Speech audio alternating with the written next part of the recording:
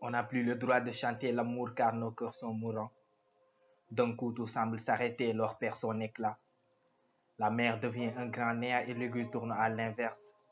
Nos thérapeutes héroïques sont dépassés, personne n'est à l'abri. L'inquiétude grandit et la peur est très vive. C'est le monde à l'envers. L'oiseau souriant se blade dans l'air pur, célébrant sa liberté.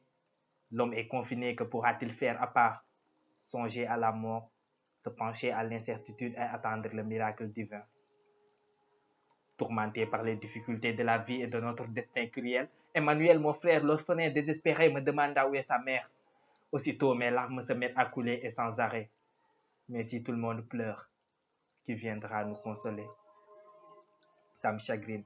Depuis, je ne suis plus serein, je respire, mais je ne vis plus. Je me demande qu'est-ce qui nous arrive. Ne sommes-nous pas plongés dans des rêveries? Est-ce qu'on n'est pas en train de vivre dans les nuées? La Blanche-Neige a changé de couleur, elle est devenue rougeâtre.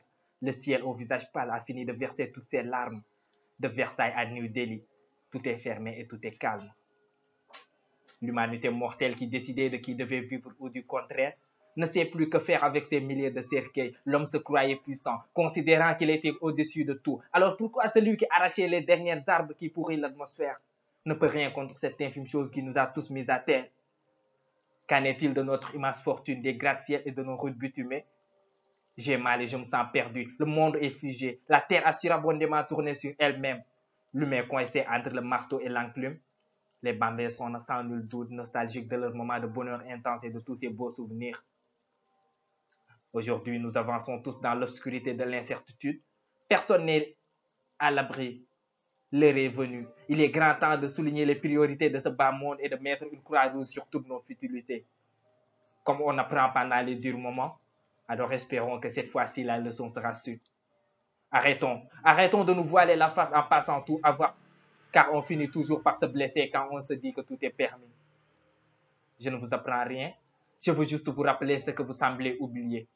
Et si nous voulons aller de l'avant, il faut partir sur de bonnes bases.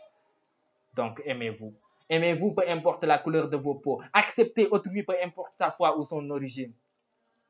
Eh bien, certes, l'avenir est incertain, mais soyons quand même optimistes. Et que demain, avant que la lune ne cède la place à l'astre du jour, l'être suprême viendra. Oui, il viendra nous épargner de nos supplices. Le vent de l'espoir soufflera sur ce terreau pétrifié. Ainsi, les aveugles verront un monde meilleur. Et tout ceci ne sera qu'un mauvais souvenir. Mais en attendant, restez chez vous. Signé Ibrahim Koundoul.